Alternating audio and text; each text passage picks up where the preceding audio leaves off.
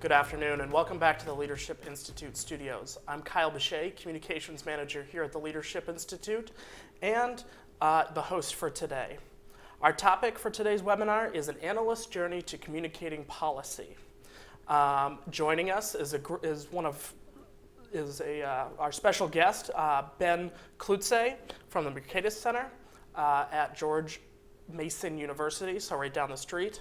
And he is this year's winner of the Great Communicator Tournament. So we're excited to have him here today to talk to us about how we go about communicating policy in a way that people actually want to read it. But before we get into today's webinar, I would like to remind everybody at home that, as always, this is a live broadcast, so you can have your questions asked and answered on today's broadcast. And you do that by emailing us at live@leadershipinstitute.org.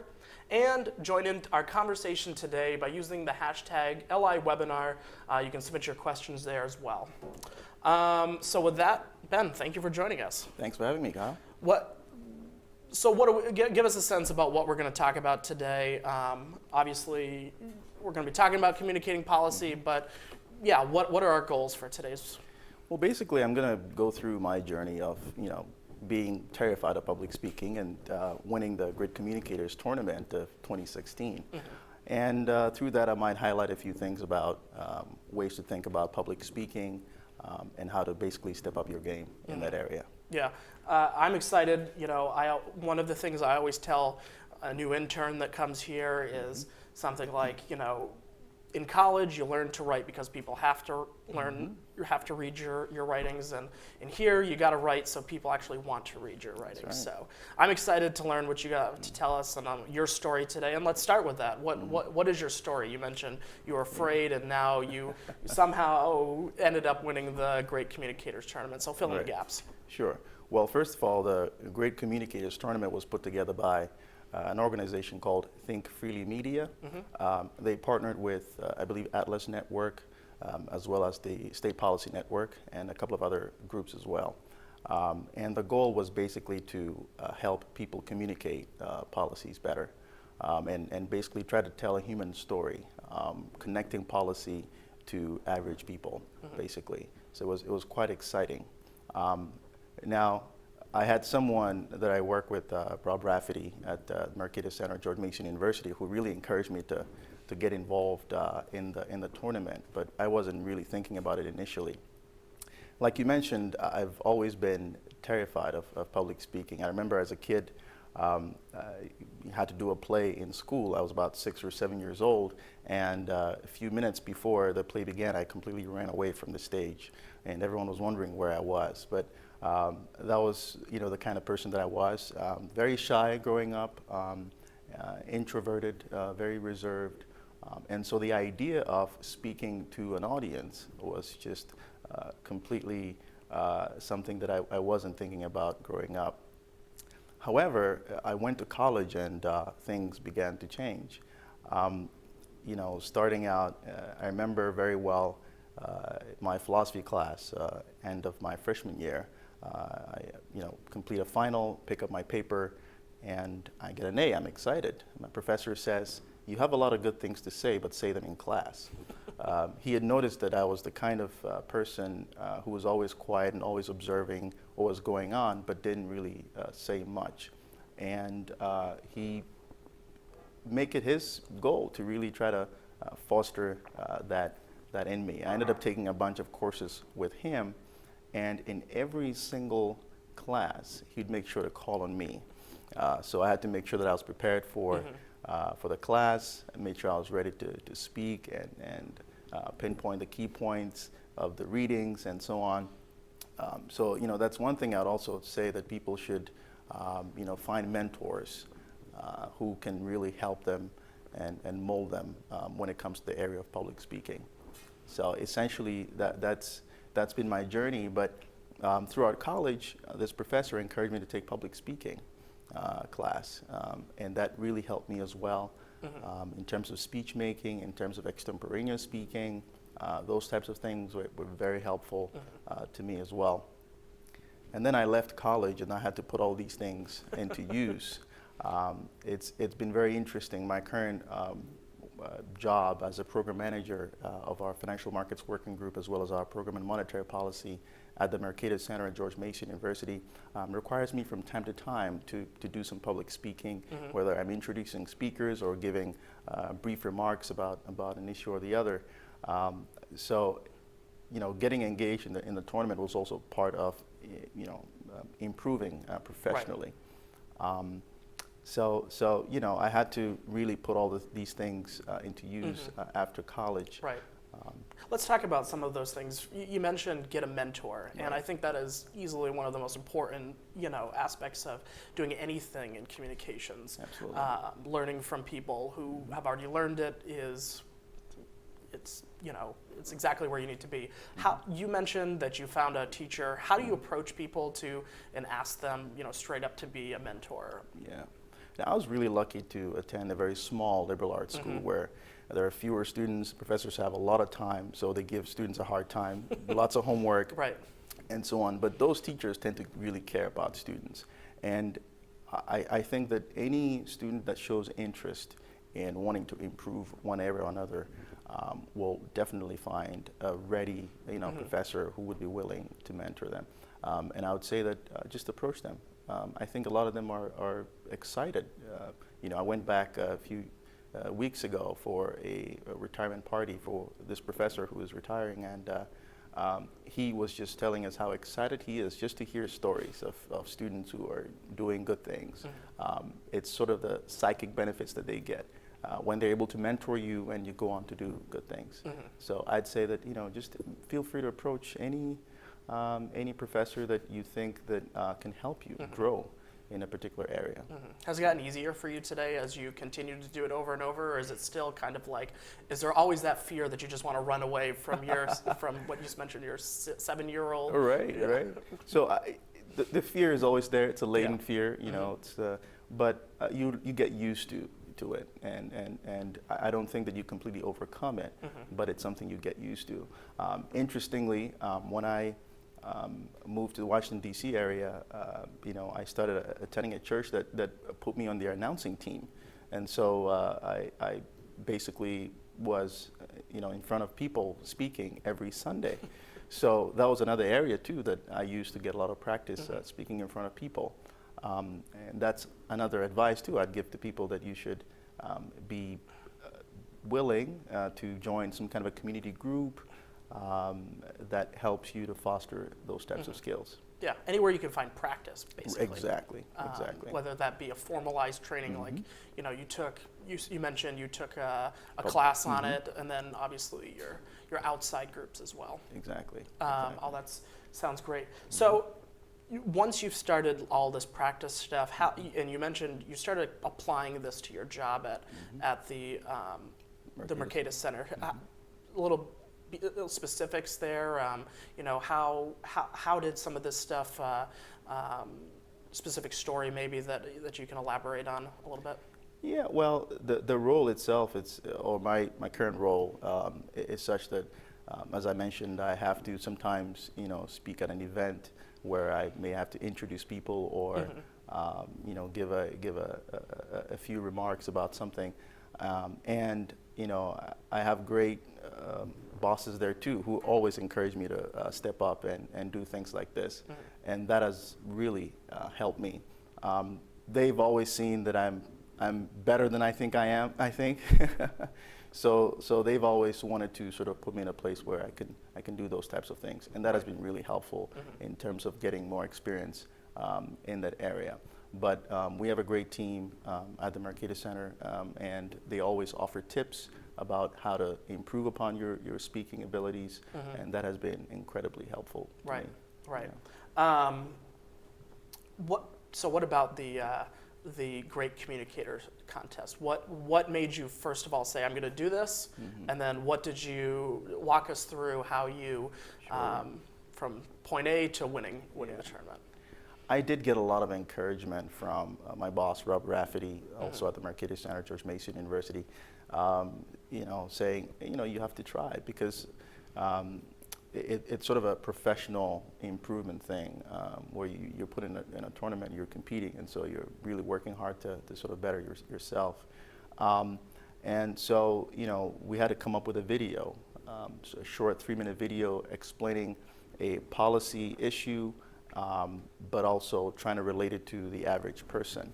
And the video that I put together was about banks. And there's a whole question about too big to fail. And in the policy world, the regulators are trying to put limits on the size of banks. So I did a very short video about that, and I try to connect that to my own story, actually my dad's story about banking and his experience getting capital from a branch of a large financial institution that ended up helping his business grow eventually. So. Sounds very interesting. Yeah. So obviously there's a lot to talk about when it comes to taking a white paper and putting it into something where somebody actually might read it and be persuaded. Can talk to us about how you process that, and how those of our viewers at home might be able to start doing that themselves, to take something that might be as boring as talking about banking, and putting that into a snappy soundbite. Sure. I should also mention that the submitting the video for the contest was just the first step, but they had to select, I believe, out of 80 to 100 submissions, they picked 12 to be semifinalists, and then we were selected out of the 12. Three people were selected to be finalists. So it was a process. It was a process, which is quite challenging. A lot of great communicators. Right. And that's pretty exciting that you made it all the way to the end. Yeah. So again, the reason why it's so important to learn how to communicate is that when you get into the weeds of policies, they're so complicated. But we want our ideas to be heard, right? I mean, especially those of the free market movement. The debates get very fierce and tense sometimes, but we want to be heard, and so we have to learn how to communicate those ideas. So when you take a white paper, there are lots of acronyms, lots of facts and figures. What I'm usually looking for is, what's the main story I can tell? What's the human story I can tell about an issue? So let's take the banking thing for instance, banking regulations. I used a story about my dad going to a branch of a large financial institution and getting his initial capital. I think it's important to think about things that way. If you want to talk about the ACA, Affordable Care Act, you might want to relate it to someone who is trying to obtain health insurance. I recall that there was a hearing on the Hill not too long ago about payday lending, for instance, where a young man told a story about he made a few mistakes, spent some time in jail as a young man. He came out, he couldn't get access to the regular banking system, so he only had to use, payday lending and cash checking facilities. And that's sort of a great story to highlight the value of these things to some people that we may not otherwise think about. So it's the broader arguments are always important, but we need to find sort of the key story that ties everything together. A human interest type story that makes us actually say, okay, this is more than just numbers on a page. Exactly. And sometimes it may not be your story, but you could learn something from someone else's story that can sort of highlight the... Telling other people's stories, I would imagine, is just as easy. Exactly.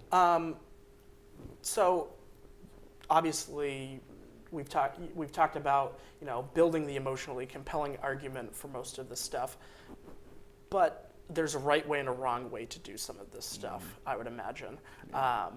I've seen it done pretty poorly, especially by some political candidates that sort of just talk about. I remember this one story about one candidate talking about their grandma or some person in their hometown, and it came off very came off very fake.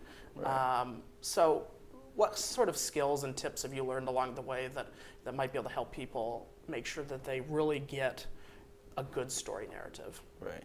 I think that the most important thing is to know your audience. If you're speaking to a very expert audience about one particular issue, obviously you'll get very detailed, get into facts and figures. But if you're speaking to an audience that's not, an expert audience, you'll have to really break it down.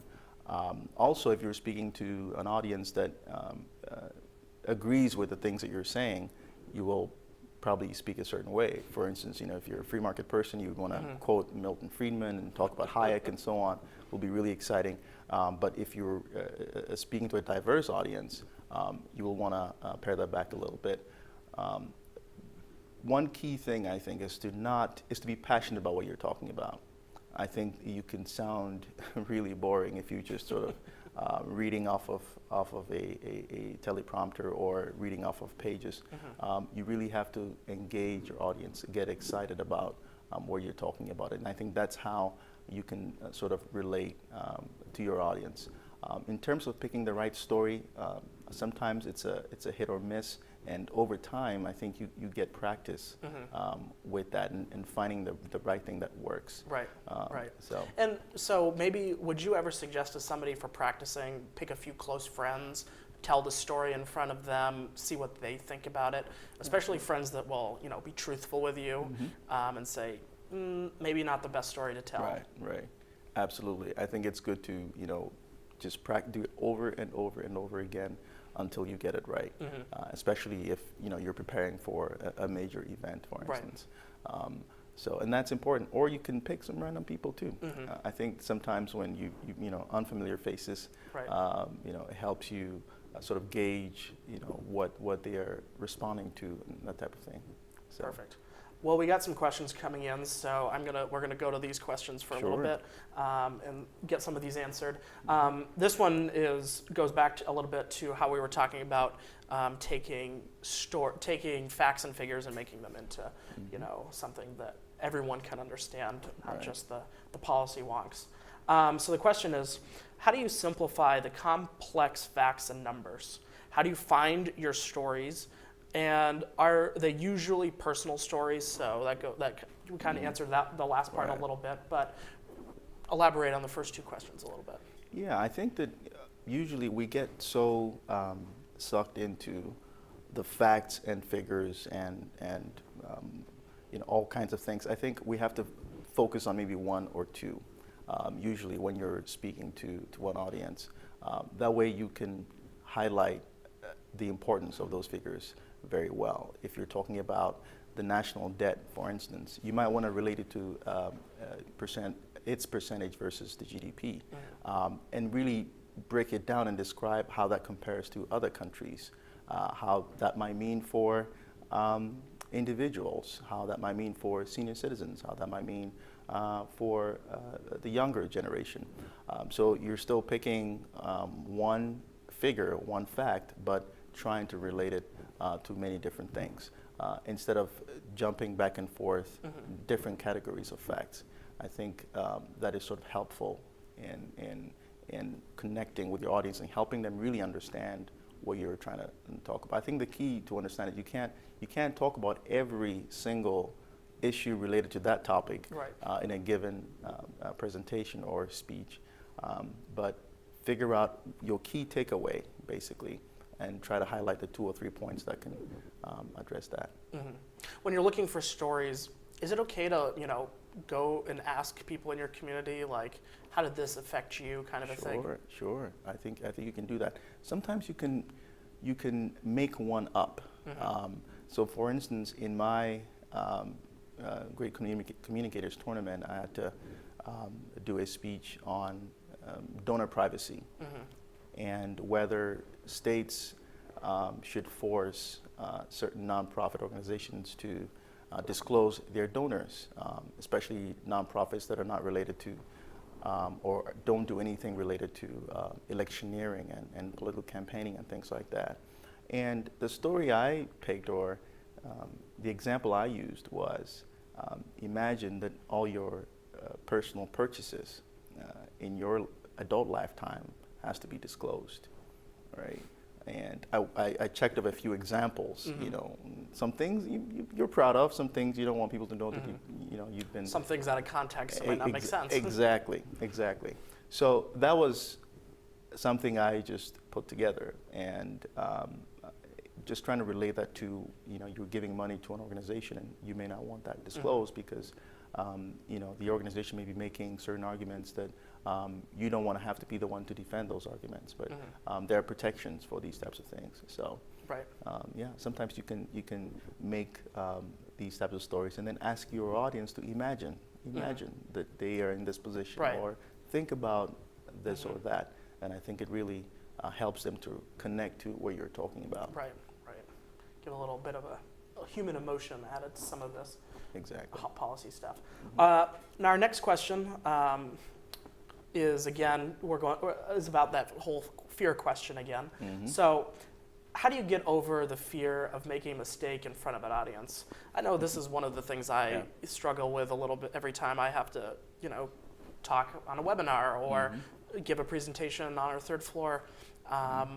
It's the metaphorical fart, if you will, like making that one mistake that is going to be, everyone's going to remember. So any tips for getting over that kind of a fear?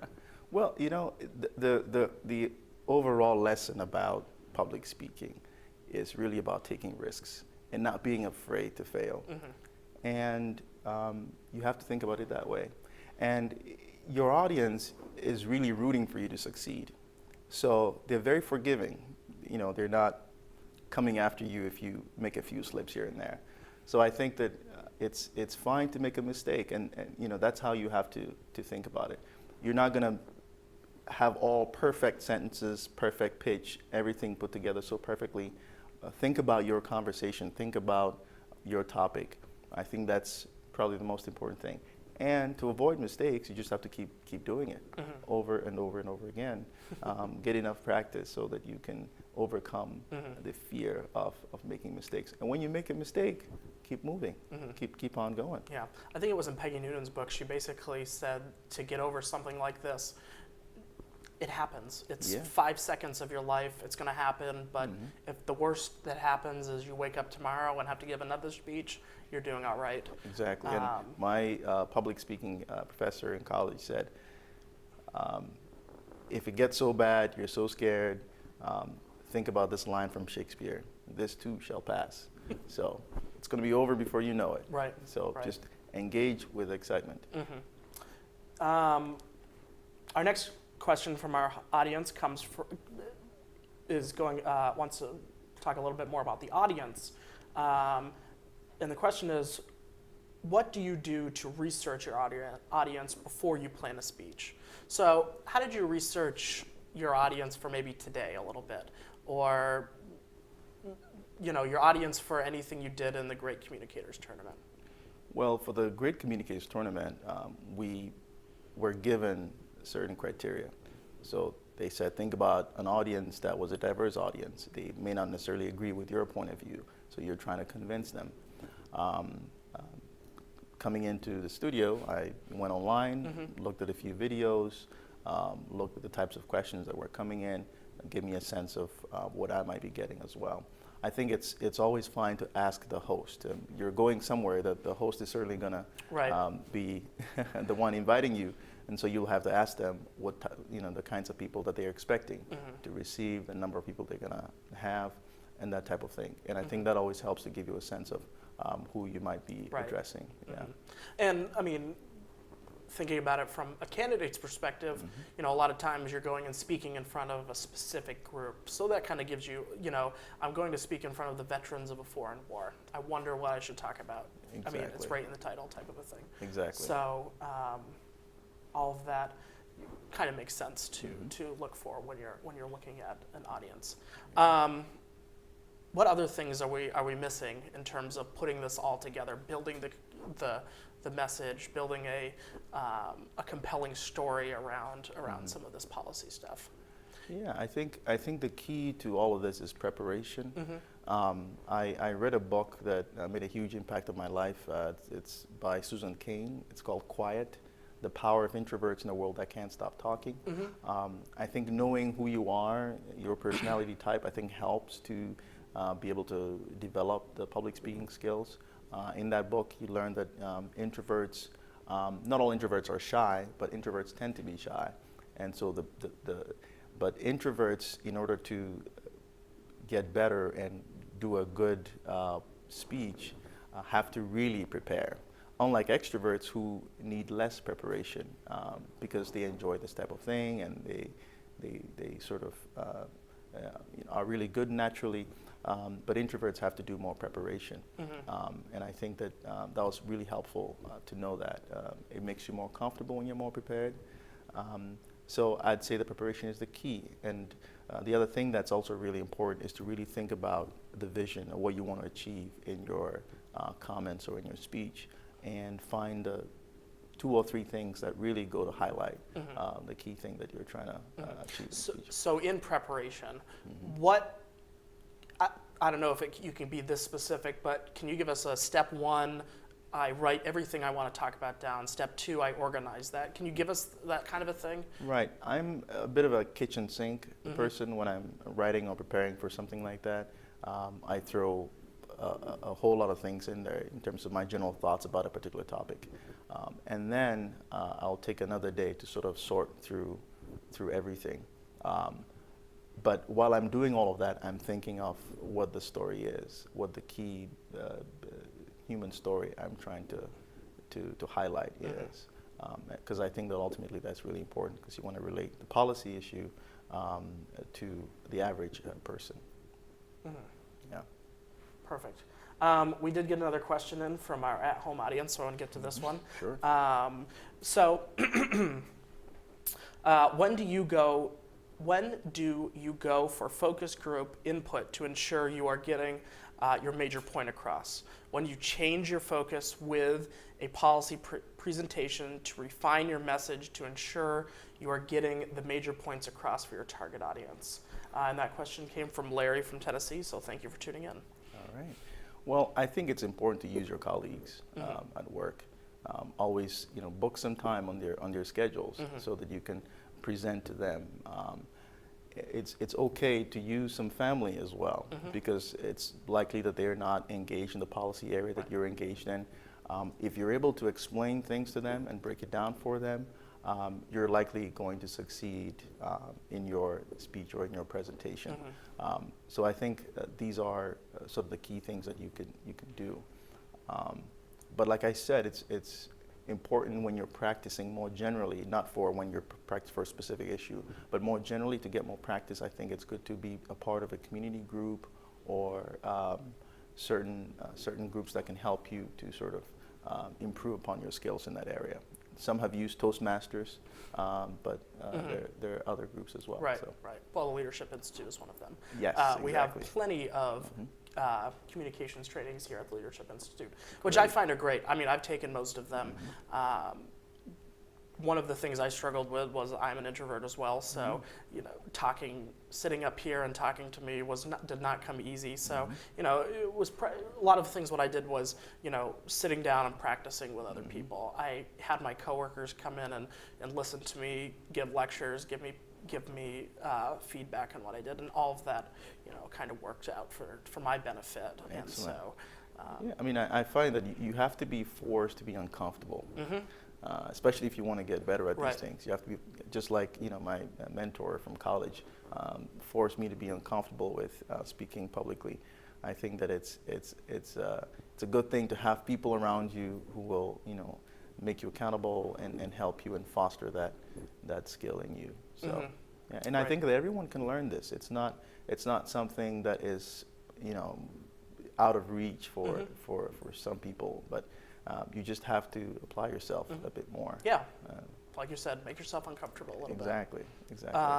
So, moving on with communicating well, what are we missing? Anything? Have we covered all of our outline today? I believe so. So, yeah, what are the major things we should be taking away from today? Wrap everything we just kind of talked about up in a quick little summary for us. Right. Overall, I think the key thing about public speaking is really taking a risk, putting yourself out there. And many people are not comfortable doing those types of things. I think that you have to really try, because when you try, you will likely succeed. And when you don't do well, keep trying. It's really a story of taking risks and thinking about the big vision, and be passionate about something. You're more likely to communicate better when you are interested and you're excited and you're passionate about something.